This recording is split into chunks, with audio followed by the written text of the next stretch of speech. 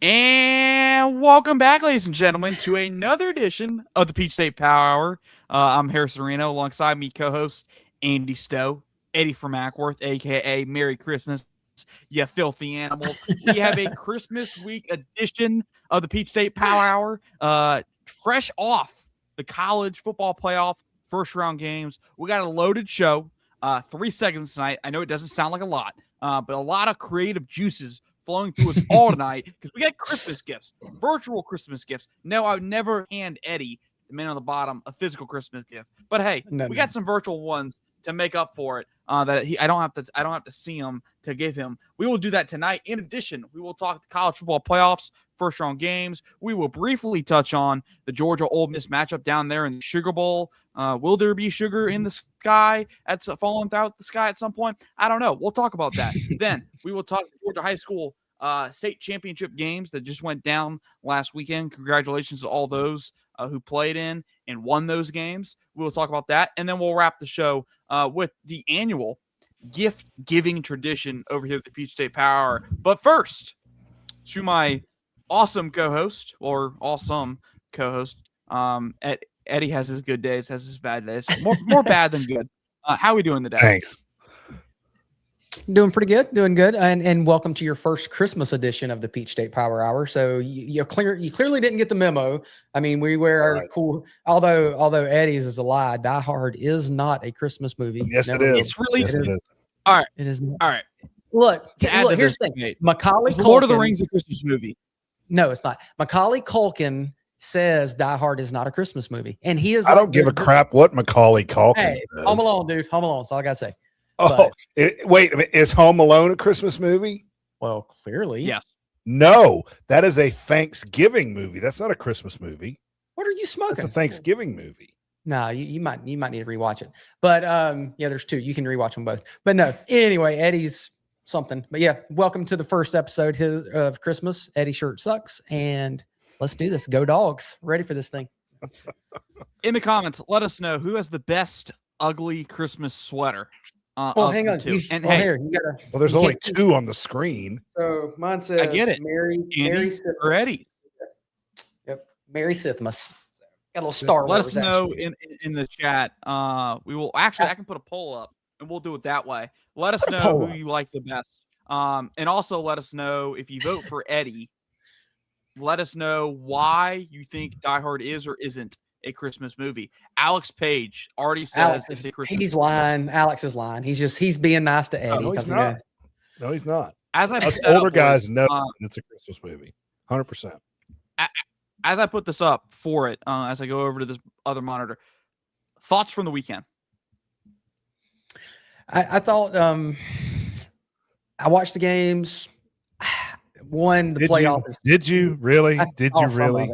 Look, I saw it, and look. Those two teams should not have been in there. It's sad. They've got to rework that. I know, Eddie, you're going to talk about that, but those two teams, it was just a beatdown. I mean, I don't like Notre Dame, but they clearly would have given those teams a lot better matchup. Same for Vanderbilt. So yeah, they've got to rework the playoffs, but. I didn't see anybody that I'm scared of. I did not look at Ole Miss and think, oh, my God, they're about to stomp us. So. Well, Harrison, do you want me to go off on this now, or are we waiting on this for a little bit later? Because I got a lot to say about just general thoughts. I know you got general thoughts. Just give us a little teaser. Okay. Well, Friday night's game was very entertaining, but I'll say this about Oklahoma. Andy, you'll appreciate this. What did Oklahoma remind you guys of? Just think back 10 years ago, 11 I know a certain game that the Georgia Bulldogs went out there and they fell down and come back and won the game. So it looked very similar to that. So, well, it reminded me a lot of the Mark Richt coached Georgia football teams, watching Oklahoma do what they did.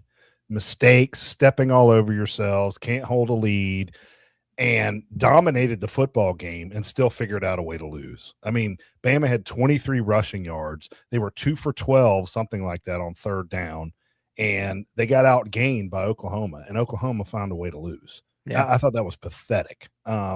Neither of those teams, if we had to play Oklahoma or if we face Alabama, what is that, Harrison, in the championship game? Yeah. That would be It it. would be the championship game, I believe. Yeah, it'd Bring be them it'd be on. the national title game. Yeah.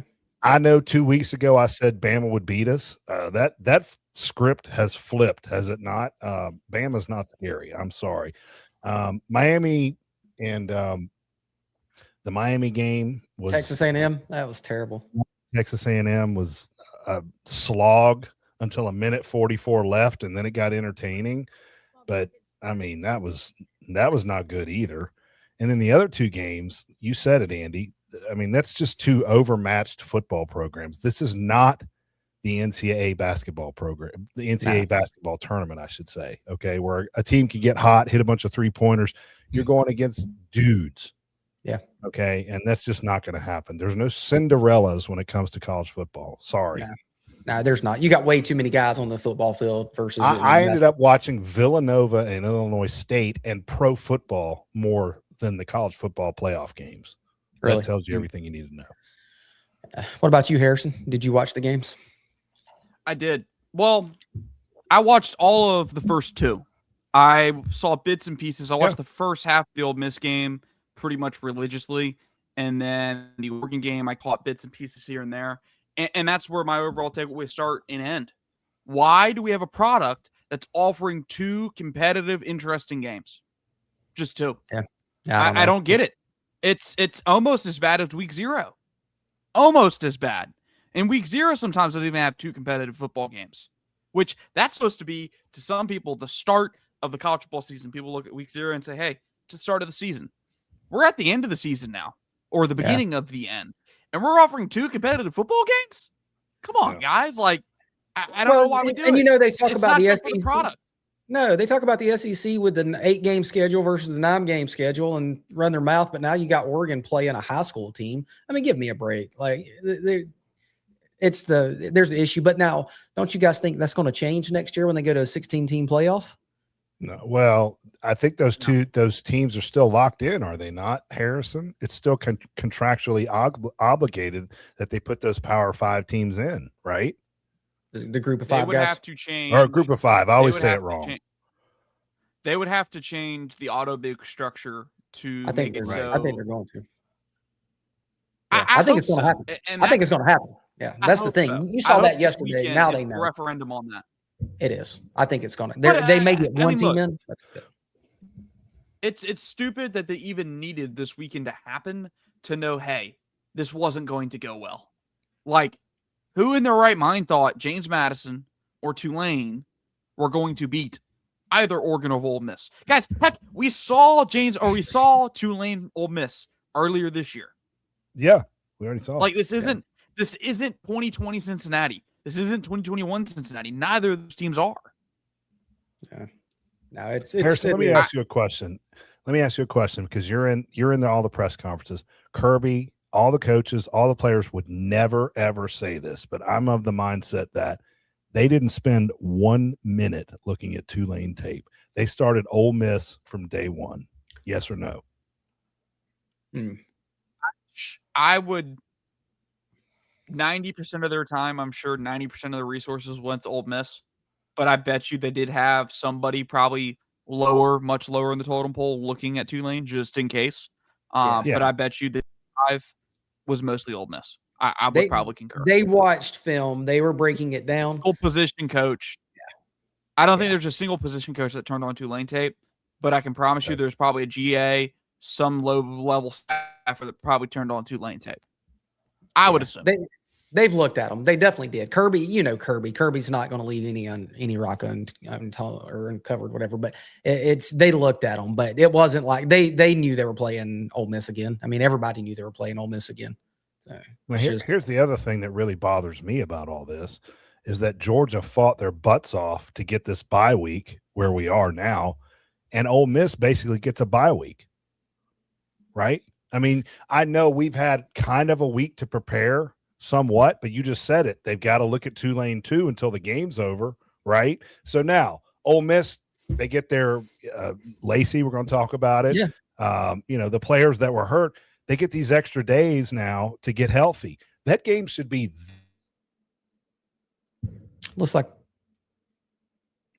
Eddie's having internet issues. Yeah, he's hung up. Isn't good. which I think he's talking about like the guys, us not having the bye week, as he's calling it. But you look at we did have the bye week because we did play the SEC championship game, and now we have Gabe Harris with turf toe, so he's able to get his treatment a lot sooner. Like with Lacey, if Lacey's hurt, he can't get his treatment. So I think it does help us because the running back, or because Gabe Harris can get treated and potentially be in that game. So I get what you're saying, Eddie. I understand, like, they're playing a high school team, we were playing Alabama, but we do get an extra week for treatment, and because Gabe Harris can go longer and maybe get in the game. So. John Green says Eddie locked up because he wants lunch with me. Hey, maybe hey, the internet issues has started since we let John Green on the show, and Eddie didn't want to go get lunch. So maybe there is some truth to that. Maybe there's some correlation there. So can you post that next comment okay, he said, and Ole Miss had a home game and we did not. See, I think that's where the issue is coming in. Why is it the teams that do not get the bye, the team like us, we had to go play in Atlanta, why shouldn't we get to play a home game in Athens? So I think that's going to be worked out in that 16-team schedule is what I believe is going to happen. I believe we're going to see like the winners of the SEC and the Big Ten, the conference champions. I think they will get a home game before the final 4 games is what I think. But I could be wrong, but that's what I think they're going to do. And I think that 16-game schedule will allow them to do that. Look, here's my thing. There's no need to expand. There isn't. Well, that's happening. They're doing happening. It. Yeah. Maybe. I don't see them agreeing on a qualifying the auto bid format. That's been the holdup for the last year or so. And who's going to budge here? I don't know. To me, I'm not ruling it out of the table that they're going with 12 for another year or two because they can't agree on that. But they got to figure something out. And I don't want to see 16 or 14 when we can't even get the 12 right. Because we have a nice structure. And like here, Super Goat Dog, I'm cool with 6 or 8 teams, no auto bids. If you had an 18 playoff like you have right now, you have 8 teams in the playoff going into in a week and a half. You go look at those games. All of those, if that's where the playoffs started, cinema. Perfect. Every single game. There's not a damn throwaway. Probably the least competitive football game is going to be 2 or 3 scores. Out of all of those. But every single one of those. It's all fine and good, Harrison is Super Goat Dog. We're not going backwards. No, they've already gone to 12. Absolutely not. It's going forward to 16. It's not going backwards. Yeah. Okay, yeah. That's over. Now, can we make tweaks? Yes. There are tons of things they could do, starting with what we watched yesterday, which was garbage, right? I mean, that was absolute garbage, 50% of the games. So there's several scenarios that have been posted out there. Bill Shanks has a great one out there. He does. Dr. Brent Rollins at UGA Sports. His was brilliant. He can't find it. I've been begging him to find it, to post it again. You know how Brent is. I mean, he has all these scenarios in his head because he's a doctor, and he does all these crazy things with formulas. But it was brilliant. I need to find it and send it to you guys. But the group of 4, what is it? The group of 4 Power 5, or to have it backwards? I can't ever remember. Power 4, group of 5. Power 4 needs to break off, and the group of 5 needs to have their own thing. Okay. You're driving me crazy, Harrison. What are you doing here? No, that's great. I mean, come on. I'm trying to make a point here, and you got my face. Continue on, sir. I'm trying to get the thing set up. All right. So anyway, that 5, how compelling would it be yesterday to watch James Madison play Tulane in the first round of a playoff game to play for a national championship in their little league? Yeah. That would have been compelling, right? Mm-hmm. And somebody wrote it, and this is brilliant. James Madison had a great year, and they ended getting destroyed, and that's what they're going to remember as college students. Whereas Illinois State and Villanova, they're playing for a chance to go to the title game and play for something that matters. And James Madison had 0 chance. Tulane had 0 chance. Okay, thank you. People asked for it.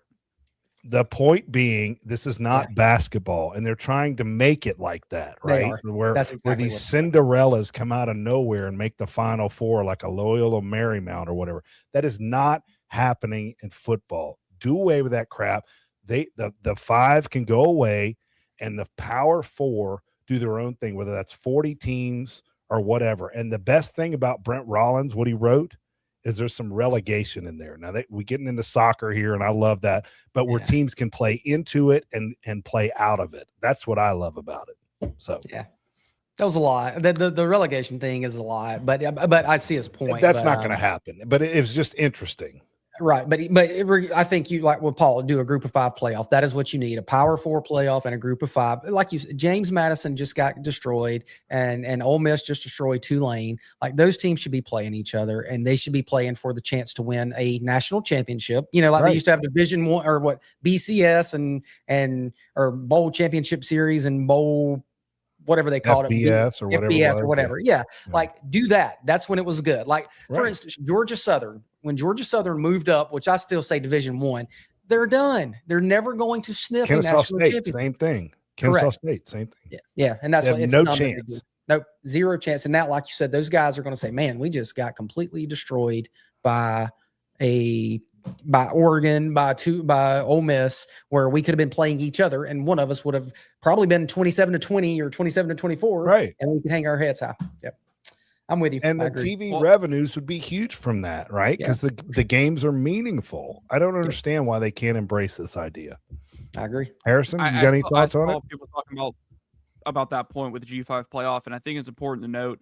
I think any talk of the G5 having its own playoff would have to start with the Power 4 conferences would have to subsidize it. Absolutely. Would have to pump some money into it just to make it sustainable, because it's not going to draw in. Yeah, and I'm not disagreeing with you. I think they should do it. I think it makes a lot of sense. Just like in high school football, we're not asking Worth County or Toombs County to go play Buford. We're not asking them to go play them in the state championship. It's not fair. It's not a fair fight. Nobody's asking them to do that. They may do that in the regular season. By God, I hope they don't. There's no need for it. But we can have 2 separate championships and know, hey, the folks in the G5, unless you're 2021 Cincinnati, and there's some rare exceptions where Boise State, all that crap. If there's an exception where there is a G5 team that is legitimately ranked inside the top 12, then they should be able to play in the G5 or in the college football playoff. If they are ranked inside the top 12, just like everybody else, go play in the college football playoff. If you're not, have your own thing. Go do your own thing. Go chase that championship, which is still going to be valuable. And I get it. It's going to look like it's going to look like a second place trophy or whatever the heck, like a participation trophy, but it's not. It's you're playing in a league with people that are on similar playing fields as you, that have similar budgets, similar rosters, and you're not just playing, you don't have a $1 million roster playing a $20 million roster, which I think was the comparison people made with JMU. Do you think when Georgia Southern was winning all the national championships a few years ago, do you think they looked at those as second place trophies? Hell no. Not at all. And that's what Jermaine King absolutely not. The Georgia Southern versus Furman in the playoffs, and Georgia Southern and App State, all of those games. And I mean, it was crazy. And but like fun to watch. Right. But you don't see the heavyweight champion of the world in boxing fight a welterweight. You don't see that because the big guy is going to destroy the little guy any day of the week. So, and I mean, it's the same in football. These guys are built different. It's just a whole nother level. But any, I guess, final points on this?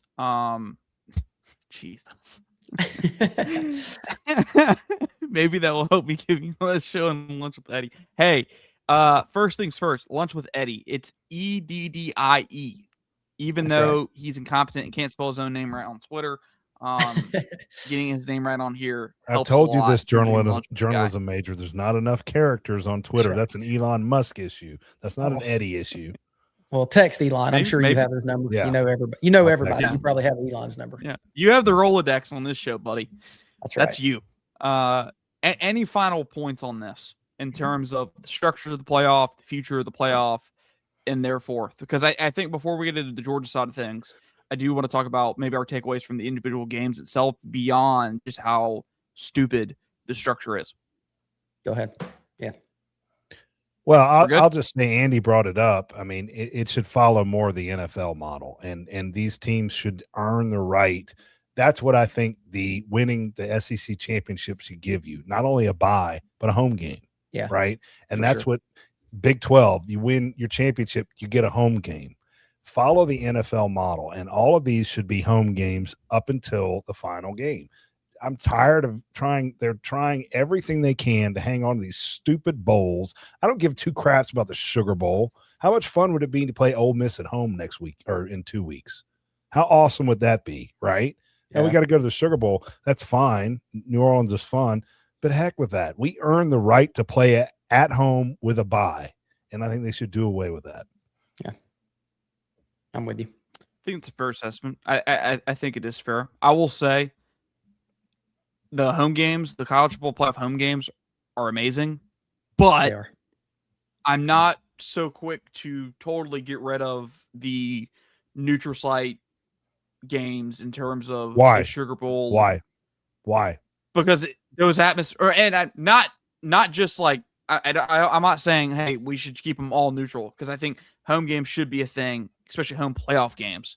But I do enjoy the bowl atmospheres. The bowl atmospheres You are do. cool. Now, You do. I don't think But they should be. Didn't Georgia earn the right to have their home crowd Oh, absolutely. I don't supporting them against Ole Miss? They earned that. I don't right. disagree. I do. Yeah, I agree. But I think after, in terms of once we get past maybe the first round or two, then we go to neutral field. No. Can we I all agree on disagree that? with you. Totally. No, absolutely not. I think it should be home, just like the NFL, home field throughout. And then you have the Super Bowl or the college football championship. Do that in a neutral site. You earn it throughout. I'm good with the semifinals and the final being at the Sugar Bowl. I like the semis. I think the semis should be at a neutral site. But by the way, think about this, guys.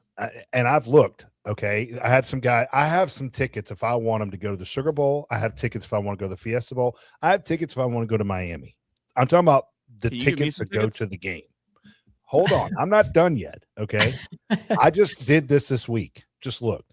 Miami, just to see. Okay. It's $1,200 for me to fly down there and back. Just for me to fly. I don't have a place to stay yet. I don't have any food. I do have tickets. That's the problem you got when it comes to fandom. Okay. These neutral site games, you just said it. Oh, they're fun. They're great. Fans like myself, you guys that want to be there, that should be there, can't afford to do these games. Too expensive. It's ridiculous, the cost. I don't even know what Fiesta is going to cost. There's a chance I might go to that, but the plane ride out there and back is going to be, if it's not already sold out, through the roof. Yeah. So that's the other thing that weighs in to me. Yeah, hey, no, for sure. Good offer for you here there. Can we meet for Can lunch? we meet for lunch? By the way, John Green's a troll. He's somebody I know. He's trolling me. It's somebody I know. So I thought you said you didn't know. What do you mean? No, you didn't know John Green. I'm saying now it's somebody I know. I don't know that for a fact, but the way he writes, I mean, it's ridiculous. Oh, is it a different John Can we Green? have lunch? I mean, he knows how to contact me. Yes, we can have lunch. If you want to have lunch, I'll buy you some Chick-fil-A. What about I'll some meet you in beans? Hiram? Red beans and rice. What about that? Yeah, at Popeyes. That's right. Harrison, what Hold about on. that Ole Miss and So Georgia you game? don't think this is the real John Green that we had on this show? No, I think it's a troll. I'm convinced it's a troll. Okay. Damn. I thought it was the same guy. I thought it was too. I thought that was Oh. the real John Green. Well, since we don't know who that is, I have never not meet Eddie. That doesn't make any sense. That's not even written correctly. Well, that's fine. Well, Harrison, tell me about rice. this. Tell me about this Ole Miss and Tulane game. What did you see in that game, and what does it do for the Georgia team? Nothing. Okay. Nothing. I was gonna pick a different game to start with, because I don't know if anyone wants to talk about the Ole Miss Tulane game outside from what it like Ole Miss and Georgia. I was thinking maybe more so let's talk about Bama, the Oklahoma game, and the Miami, Texas A&M game. Miami, Texas A&M game. Yeah. I mean, okay. Did you see anything in those games that you're concerned about? Like, That Miami and not Texas A&M not game. concerned, just general notes. I mean, the Miami game was interesting because it was, and even the Alabama game to an extent. Like, we'll start with Alabama OU. Both Okay. those teams coming into that game throughout the year, both had the same weakness: could not run the ball, and were a pass-led team. And that game simply came down to who was going to be able to run the ball enough efficiently to win the game. And we saw Alabama figure out a way to get some efficient yardage through the ground game to kind of help close that out. Now, it also took Ty Simpson and his group of receivers making some special plays downfield. On that same note, in so much of these games, it comes down to who makes the last mistake. And in this game, it really wasn't so much so the last mistake as it was the only mistakes. And what were the only mistakes? The John Mateer interception and the drop punt, which, gentlemen, I don't know how it is. 2025 must have been a weird year for us to see a punter drop the ball going to punt it, and then the Young Wei Koo to absolutely just kick the dirt, like 4 weeks apart from each other. Never in the history of watching football have I seen either of those things happen. And we saw it happen within 4 weeks of each other. Incredible. Incredible. Now, question to you. Question for y'all. Can either Alabama or Miami win the national championship? Are either of those teams legitimate contenders in y'all's opinion after seeing them play this weekend? I'm going to answer it like this. I'm going to answer it like this. Alabama rushed the ball 25 times for 28 yards. And I know that was negative 22 yards because Ty Simpson. That counts. That counts. It counts. That's the thing. You go backwards. If a team can only run the ball 28 yards, you saw what we did to them. How many yards did we hold them to? Negative. What was the negative 3? Negative 3. You cannot live on just passing the ball. And with that by being the way, said, they were negative 3 at half, if you recall that. Yes. But Alabama versus Ole Miss, versus Oklahoma, Ty Simpson, 18 for 29 for 232 yards and 2 touchdowns. If that dude only throws like they're 232 yards and they get negative yards on us again, what happens? We dominate them. That team cannot, because the Georgia Bulldogs will dominate them. The Ohio State would dominate them. I think Indiana's going to dominate them when they play. I don't see, and no, they cannot. Not at all. That these teams are night and day different than when we played them and how they are now. So no, I know we haven't played Miami yet, but that team, they barely beat Texas A&M, who got destroyed by Texas, who we destroyed. So no, they can't win the national championship. I'll start with Miami. Let's not forget Miami's in the playoffs because of that miracle catch. I'm not taking anything away from him. It was a great catch against Notre Dame. You remember that? Where the guy went over his head, and that was an interception that Beck threw. And that guy made that miracle one-handed catch to beat Notre Dame. That's the only reason Miami even played yesterday, okay? Granted, they did everything else to get there. They won the games that they needed to. Their defense is good. Reuben Bain is a problem. Their defense is legit, okay? But is Marcel Reed legit? Is he a good player? I don't think he is. He makes dumb mistakes. And if you have a legit quarterback like a Gunnar Stockton playing against this Miami defense, it's going to cause them problems. I don't think Miami goes anywhere. And the other side of that, you're right, Andy. Oklahoma against Alabama. Alabama had the perfect opponent yesterday, or Friday rather, the perfect opponent. They play anybody else, Oregon or who else played. If they play Miami, Texas A&M, they're going to give them a better game than that. Oklahoma weed the bed, and they did not look good at all after they went up 17-0. And they have how classic was this? Mateer runs out, throws a ball, which he should have, out of the pocket. I know he could have run for a first down. That guy was wide open, and he Arian Smith the ball, had the ball right in his hands, blip, and it fell out. He catches that and runs in the end zone. It's 24-0, and that game is over. And he drops that. Bama gets life. They score a touchdown, and Kirk Herbstreit couldn't talk enough about it. Remember this touchdown? He said that over, and I was like, God, I was throwing up. It's just so Bama. And I was like, here we go. And I went upstairs and told Kelly it's 17-all. She said, what the hell happened? I said, well, they botched a punt. And then Mateer basically handed the ball off to the other team for a walk-in pick six right before half. And that was a ball game. I mean, but no, they're not going any. I think Indiana's going to give Alabama real problems. Yeah. And I don't see either of those teams doing anything. They're not scary, Harrison. Not at all. All right, let me ask you this. Of the teams in the field, take Alabama and Miami out of it. How many teams can win the national championship?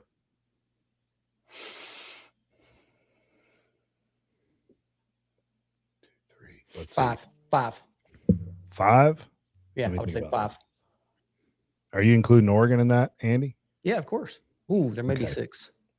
Ooh, I don't know. I don't trust Texas Tech. I'm going to go. I think 5. I think 5 is a good number because that's Oregon, Ohio State, Texas Tech, Indiana, and Georgia. Is that your count?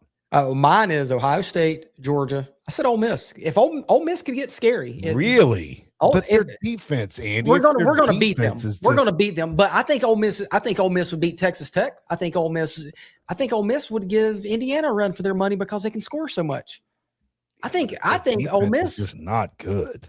I mean, and maybe their defense isn't, but I would say if they had a different, you wrote it in your notes. Tulane had 421 yards. I know, offense. I did, but Tulane. But I think if you put Ole Miss on a different draw on a team that didn't have a defense like Georgia, they would be giving fits to everybody.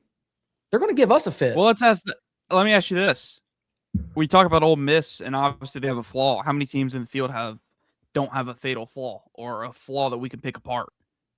Every team. I mean, has a flaw. to me, the only 2 teams that nobody's picking apart right now is Indiana and Ohio State. Every other team, we can come up with some different drawback. Now, whether that's a referendum how good those 2 teams are or a referendum on that conference, I don't know. We'll find out, though, soon enough. That's true. That's a good point. Yeah.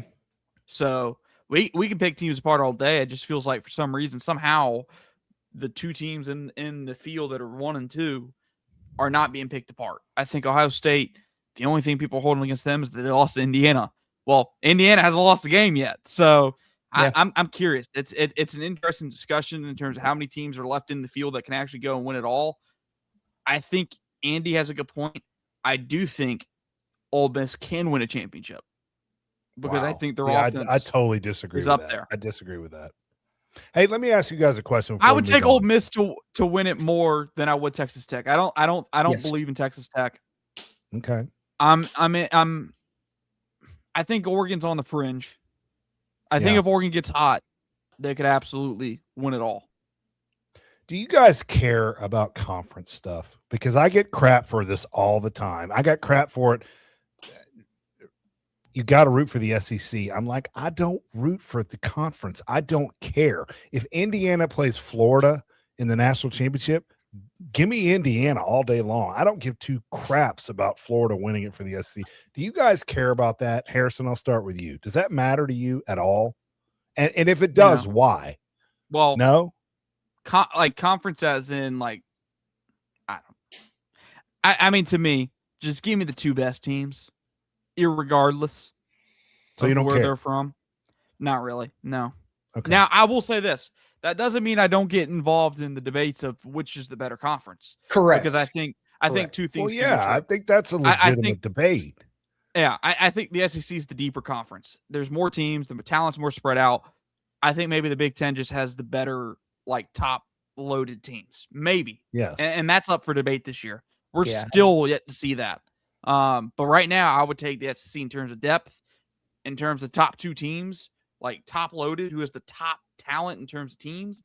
Right now, you're probably leaning towards Ohio State and Indiana being the top 2 teams in the country, but Georgia's a very close 3 at this point. Yeah. Andy, do you care? You don't care, do you? Dude, I no. I would look if those schools went, if Florida and Alabama and Auburn and Tennessee, and if they went 0-12 every year, I would laugh and love it. No, I don't care at all. I care about one team, and it's the team that's going to win the national championship, the Georgia Bulldogs. Right. So that's what I care about. Screw the rest of them. So. What's Andy going to do when he can't predict Georgia to win? Is there ever going to be a day, Eddie? If Georgia's 0-12 Will he pick Georgia to lose? Yeah, As- hell no, No. hell no. As long as Kirby Smart is at the helm, we're good to go. So, Hey, Andy has a What- good point there. It's hard to pick against that guy. I mean, Here's the predicament. Just hypothetical. Okay. Hypothetical world. Falcons hire Kirby Smart. Are you gonna Okay. pick the Falcons to go 17-0? first of all, that'll never happen. Kirby is not leaving. I said hypothetical. Oh, hypothetically, it ain't happening. So, no, because it's a different thing. NFL and in college different is animal. different. Yeah, it's Yeah. different. But no. Now, I would be the biggest Falcons fan you could ever come up with. I would also hate them because they took Kirby from Athens. So that's the thing. Like, so I mean, That would increase Andy's hate for the Falcons, if anything. It would. Now It wait, would be like this. let's think. But didn't Andy say 11-1 this year? You didn't say 12-0, did you? I said 11-1. I actually predicted us so to he lose to nailed it. Texas. I actually predicted Yeah, us to he lose to nailed Texas. it. Don't forget, Eddie had Georgia losing to Auburn. He did. He I did. had 10-2. That's exactly right. But I got one of them right. You did.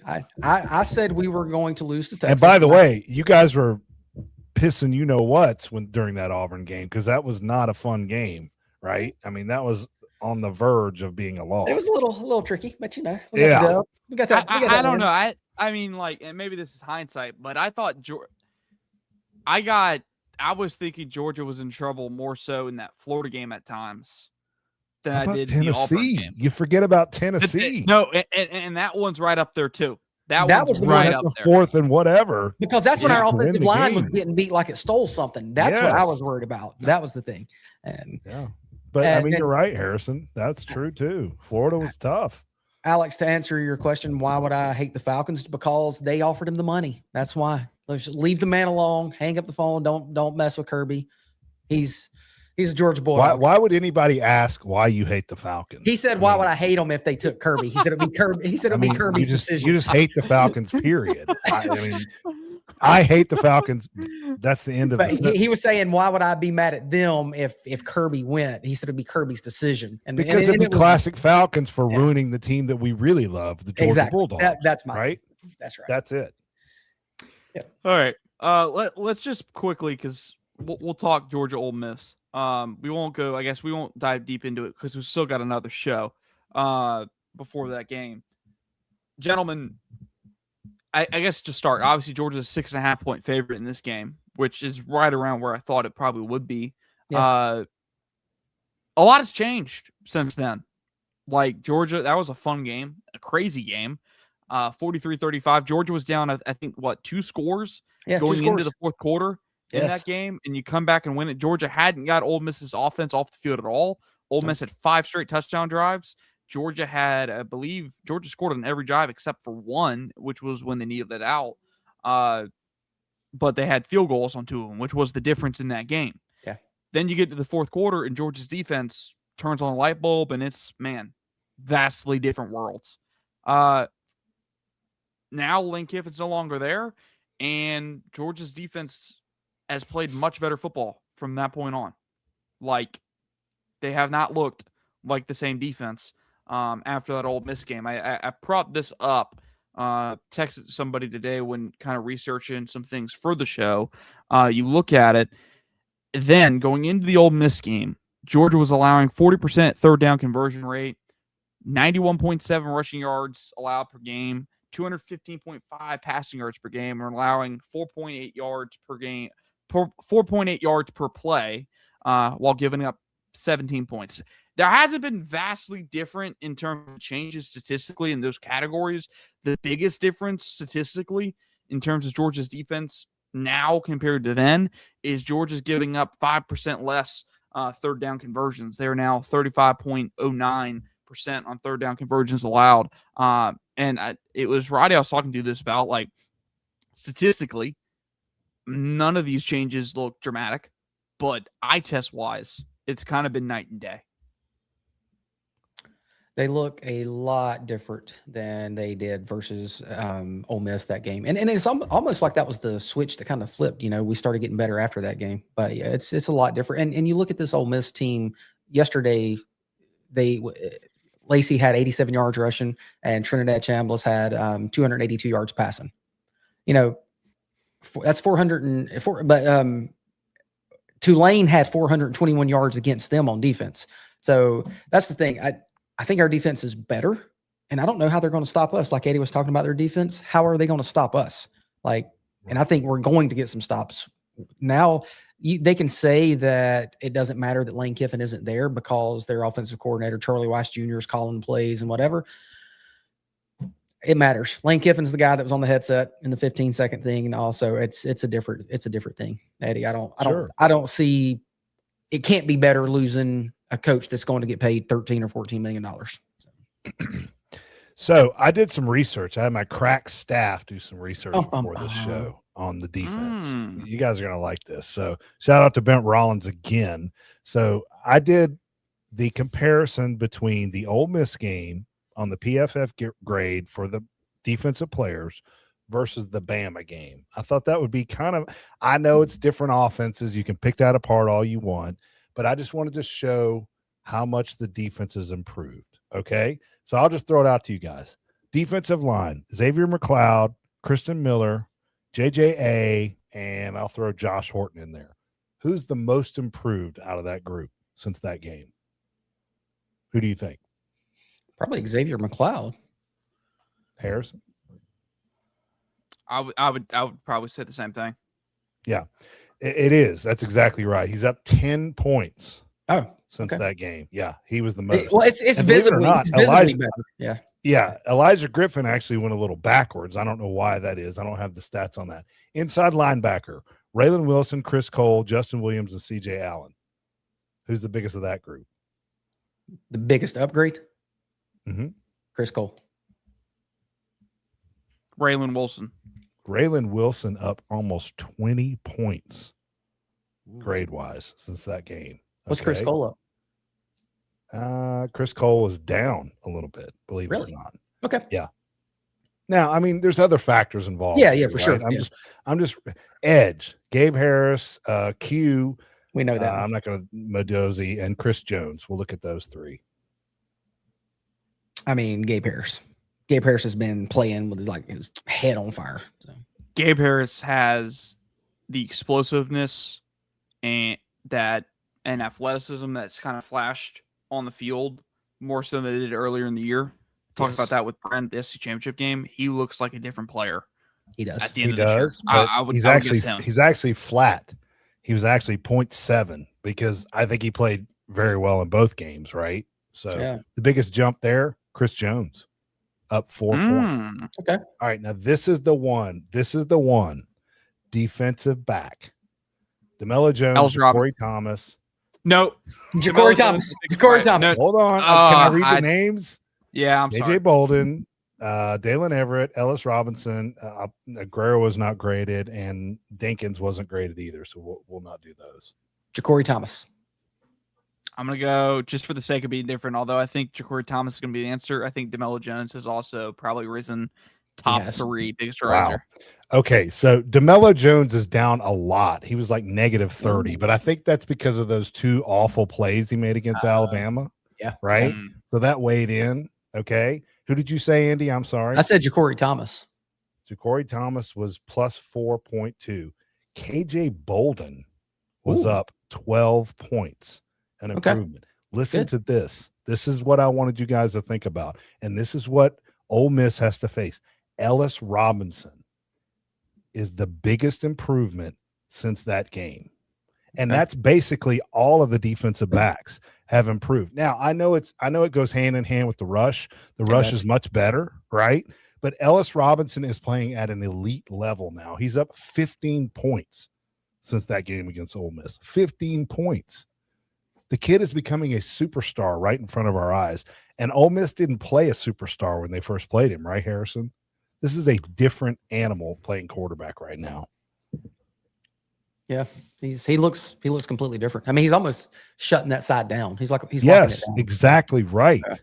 So you got a shutdown corner, Dalen Everett. They avoid. Now you got one on the other side too. What the hell are you going to do, Trinidad Chambliss? Run the ball the whole time? CJ Allen's going to light your ass up. That's why I have so much confidence going into this game, because the defense is playing at a much more elite level. I mean, what did Chambliss do? Would he go for 7 for 7 and just torched us at the beginning of that game? Yeah, couldn't stop him We couldn't stop them at all at the until first the second half when Harrison said they made adjustments. Quarters. Yeah, we couldn't stop them the first 3 quarters. Right. That is not going to happen again. With all that Not said, going to. put you on the spot, Eddie. What are you thinking? Are we going to make our predictions for this game now? Are we going to wait, Harrison? We wait until next week, or are we doing it tonight? We do have another having a show next week? Are we doing a show Hell next yeah. week? Why not? Okay. Sorry. Well, I put that I say we wait. Okay, we'll wait. Okay. I say we wait. I will say this. Much like the Alabama game and the rematch, I think this is low scoring. I don't think this is a 13 total points scored, but I do think this is a little bit more low scoring. Maybe slower out of the gate, but I mean, heck, we already know who Andy's predicting. But I'll make the rest of the people wait for what Eddie and I might do next Sunday. So a lot to get to. We're gonna fully break down this game more on Sunday. We kind of wanted to touch on it this week since we do have another show, and plus it is Georgia's opponent in the college football playoff. So we'll keep, I guess, we'll hold back a little bit. We'll keep the vanilla spring game script for right now. Let's move on because we're already 45 minutes in, and we've touched on a lot in terms of the playoff and obviously Georgia's game. We had some Georgia high school state championship games, which, man, we did. I wasn't there. Thanks to GSHSA deciding not to let so many media members go to this game. Did for anybody from UGA Sports get in, Harrison? Lance, but Lance was not credentialed through UGA Sports. I mean, that was a joke. That was a joke. A lot of really good recruiting people on the beat in the Georgia space were denied entrance. So it's a shame. A lot of folks that have been covering that game for years. Do you know why that is, Harrison? Do you know why that is? I do not. I mean, there was a screenshot of the sidelines, and somebody, I think it was Roddy, said, yeah, no room for guys down on the sidelines. It was wide open. That is a joke that they don't let people like you, Harrison, who cover the team and cover recruiting into that game to talk to these players. That I think GHSA, with the Gainesville stuff, they cannot get out of their own way this year. It is a joke. They need to figure out what's going on and let you guys in to cover these football games. That's all you wanted to do, and you were denied. That's all I wanted to do. I don't even need field access at this point. I would have just going to the press box. Let me in the game. Exactly. Yep. So I don't want to harp on that too long. It just sucks. Would have loved to have been there. But I will say, I think that's ridiculous. I'll harp on it. I will say it was fun watching these games on TV, even though I wasn't there. Yes. Like the Buford Carrollton game was amazing. I mean, that fourth quarter was insane. A lot of D1 talent on that field, future and now I guess current D1 talent, because a lot of those kids are early enrollees. Thomas County. I don't want to get ahead of the show notes, but yeah, roll us through the scoreboard update, and then we'll before Andy gets into it, I'll just say this. Go ahead. High school football in the state of Georgia gets it right, because every one of these games, save maybe 1, 2, were competitive down to the end, as opposed to what we watched this weekend with college football. These games were well done, the correct matchups, and it was entertaining as hell, like you said, Harrison. Go ahead, Andy. Okay, so in the private division, they had Hebron Christian. They beat Calvary Day School 28-21 to win their championship. Class A1, Worth County beat Toombs County 17-13. That was close. Hey, Worth County won their first state championship since 1987. You know who they beat in 1987? Me. Marist. They beat you, Marist. Yep. I hate Worth County ever since then. But yeah, good for them. That's their first state title in anything since 1987. So good for them. But yeah, it still haunts me to this day. Man, you've been living that for 30 years. Class A2, Bowden. That's right. Bowden beat Lincoln County 35-31. Caden Prothrow. Let's talk about him, man. That's that guy. 4 state titles, Caden Prothrow coming to Georgia. He's already there, right, Harrison? He's there for bowl practice, is he not? There are several dogs, including Tyree Green, who we'll touch on in a minute, that are already in Athens.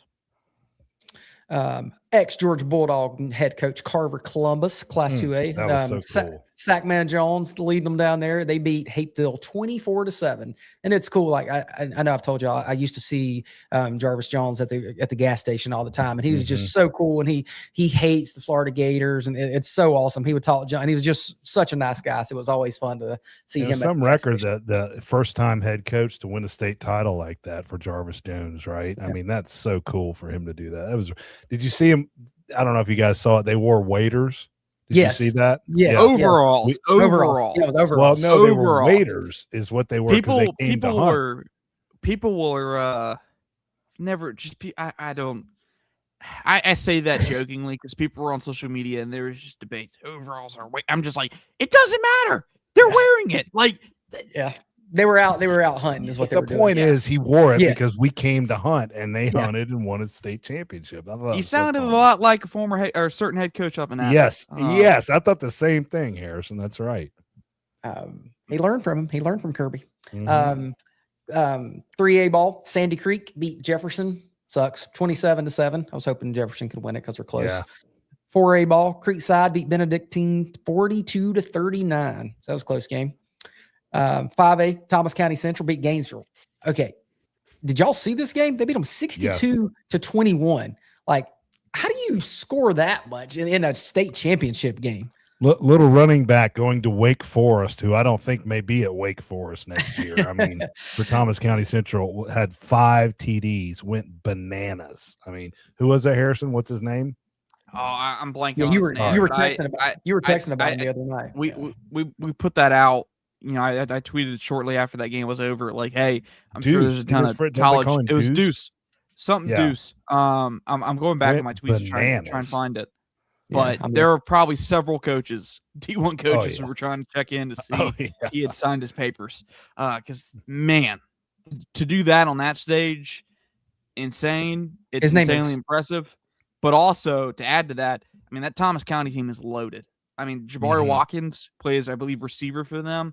Runs, I believe they put out something, I think 21, 22 miles an hour as a sophomore or something. They have talent up and down that roster. He just decommitted from Nebraska. I believe he has a Georgia offer, if I remember correctly. Christian Deuce Lawrence is his name's Christian Lawrence. Yeah, Deuce Lawrence. There you go. Yeah, they have a ton of talent over there at Thomas County. And I don't think they're going away anytime soon.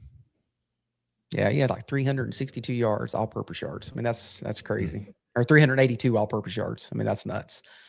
And then, of course, you go to 6A ball where they Buford, of course, when they win it all the time, they beat Carrollton 28-21.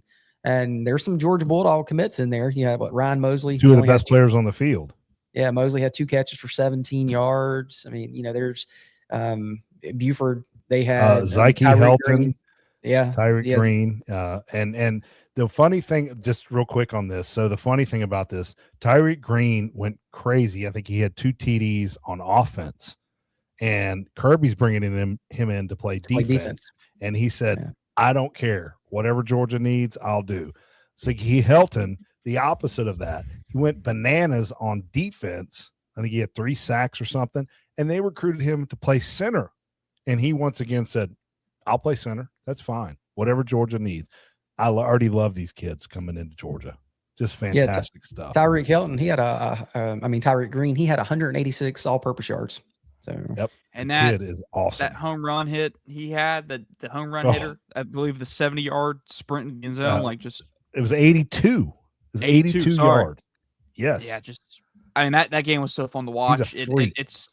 It's what you expect from the 6A championship between 2 teams that are playing for a national title. Like, that was everything that you expected. Amazing game. And I don't know if he's going to end up at Georgia. I'm sure Georgia's already recruiting him. But the quarterback over there at Carrollton as a freshman, I believe his name is CJ Cipher, if I remember correctly. I know the last name Cipher. That's going to be one to watch. It's crazy to think that Carrollton has a potential another 5-star quarterback just sitting, waiting in the wings already. Impressive stuff for him. Ryan Mosley played in that game, had I believe a couple catches in that football game. Yeah, he had 2 catches. Yeah, no big plays, but excited to see kind of what Georgia has in those guys. Maybe, and we still got a couple weeks before we don't have games to talk about, but maybe that's something we talk about, is trying to find who's that next impact freshman of this group, because it is a loaded freshman class. And there might be, typically, there's been at least 1 or 2 players in each class that goes on to be an impact freshman at Georgia. So we'll see about that. And one more thing on Buford, we find out, I think this week, if they're the number 1 team in the nation, because they were competing for that. I don't know how all that works, the voting and all that, but it was whoever won this game had an inside chance to be number 1 in the nation, and Buford's probably going to end up with that. It's pretty awesome. I believe they said that would be the first time Buford's ever won it. So big deal for them, which is kind of crazy to believe because they've had some loaded teams over the years. Yeah, that's true. And that's true. this one is they never won at the top of this is the top of the classifications, right? Yeah. They've always been a little bit lower. So they won the top one. So that's why. Yeah. They won the top one and they went undefeated doing it, which is the first time in school history they went undefeated, won the state championship. So it's kind of sad that the Georgia High School scoreboard update will be gone, will be dormant for a couple months. I assume we still will do this show in the off season. I have no intentions of stopping. But I don't know. These two over here. You have to dig deep. We're gonna have to talk about basketball and baseball, Harrison. You up for that? I'm up for it. I'm always up for it. Hey, Andy and we can always find a Georgia something segment to complain. We can like complain about something. here. Yeah, hey, don't discount the basketball team now. And by the way, the women's and the men's basketball team or something combined like 24-1 or something ridiculous. I mean, they're just going crazy. So maybe we got some legit basketball. We're getting close to SEC play. Yeah, so there will be probably weekly basketball segments January up here 3rd. on Peach State Power. Appreciate everybody for tuning in that's with us right now as live viewers. We're at basically, we just hit 2,000 live viewers. Appreciate you for being here with us tonight. Final segment. Here we go. In the given season, we got the tradition over here in the Peach State Power Christmas gifts between the 3 of us. My first time doing this, so I don't know quite what to expect. I've seen a preview. This is going to be interesting. So, I guess I'll turn it over to one of you bozos to explain kind of how this came about. Well, it really came about with me and Paul and Eddie just sort of joking about giving each other presents and it was just in texting. We were like, hey, let's give each other fake gifts. So, I gave Paul a vasectomy appointment because he can't seem to not have kids all the time. It's just bam, bam, bam. He gave me, because I'm old and single, he gave me a Tinder account, things like that, just to poke at each other. And, it just sort of happened through a text message, and we were like, you know what, let's do it. And so it's pretty fun. So I think we probably got some good gifts for you, Harrison, because you're the new guy on the block. So, oh boy. All right, you want me to go first, Andy? Tee it up. You tee it up. So I'm kind of disappointed. I think Andy's got a much better one than mine. I'm going to share this with you now, Harrison. So if you guys pay attention like I do and Andy does to UGA Sports, Harrison is always in the press conference asking questions. I just sent you the video, the image. You could put that up. Harrison is always asking Kirby questions, and he don't want to make a fool out of himself. So I thought I'd give him this microphone, just say the asker of obvious questions, right? Because that's what he does in these press conferences. Very vanilla. So there you go. Microphone for you, Harrison. I like it. I appreciate that. We'll put that to good use. Yes, you can use that. Well, Harrison, because we all know that Eddie's the old guy here, and I'm sort of that tweener, but I'm pretty old as it is, and you're young, still in college, sort of becoming a man, if you will. So I decided I needed to get you something that would help you. Oh man, that would help you become the guy that you need to be. So if you could put that up for me, please, sir, I would. So he's becoming a man. And, sometimes when you start becoming a man, you start thinking about seeing, like some pictures of some other stuff. But so Mr. Harrison, the college issue, he's going to party for returning students on Playboy. Who knows what's inside of there? I'll just let you open it up and browse and become a man. So, I'm just glad it wasn't Playgirl. I'm just glad it wasn't that. I wouldn't do that to him, but He had to be on the cover because, I mean, come on, who else would be on the cover? I mean, look at that smile. Look at that face. Who wouldn't want to be with that, huh, Harrison? That's right. Come on. So Merry Christmas, sir. Enjoy. Good Lord. All right. That's awesome. All right, let's get to. Oh, by the way, before we move to Eddie, Andy, you are currently winning the Christmas sweater competition. You have 53% of the votes to Eddie's 47, and Because we are your shirt's 47 votes lined. in. His shirt's a lined shirt. My shirt's to the truth. What's the percentage? What is it again? It's 53% to 47 That's out of low. 57 votes. What are there? 10? How many votes? 57 votes or 47 No, votes. Excuse me. Yeah, Sorry. that's not enough. That's a small sample size. That's stupid. I'm sorry, but that's hey. Don't disrespect the people's voice, Eddie. That's right. And so, is it time to give Eddie his presents? I think so. I think so. Stowe, Would you you, like- you want me to kick it off? Kick Hold it on, off. Let me go ahead. Eddie, we always have this joke on this show, and yes, your age is one of them, but I didn't go here because it is low hanging fruit, and you've kind of developed the reputation as just you're not a fan, you're a hate watcher, and I want to make sure you can watch all the hate that you need. So I'm giving you this nice TV with a little elf on the shelf with the Falcons logo. Now, I have that, but you also seem like a guy that likes to look at himself. So I also gave you a nice little ornament that will always have nice. the best portrait of Eddie from Acworth of all time. That is not what I look like, by the way. I don't look like that. but Yeah. You don't look like that. So. I don't know. I don't know. Yeah. I think I it's like great. it. That's pretty good. I He's like that one. That's But, good, Harrison. Well done. Well Go done. back to your last one, Harrison, with the Atlanta one? Falcon. The Atlanta this Falcon, because we all know that's going to tie right into my gift from Mr. Eddie from Acworth, because we know how much he loves the Falcons. We know how happy he is that we have this current ownership from the top down. And what would he want to show how much he loves them, how much he supports the team, and how much he supports the current head coach. So, Eddie, I got you a new hoodie that you can wear 24/7. Harrison, can you put that up for me, sir?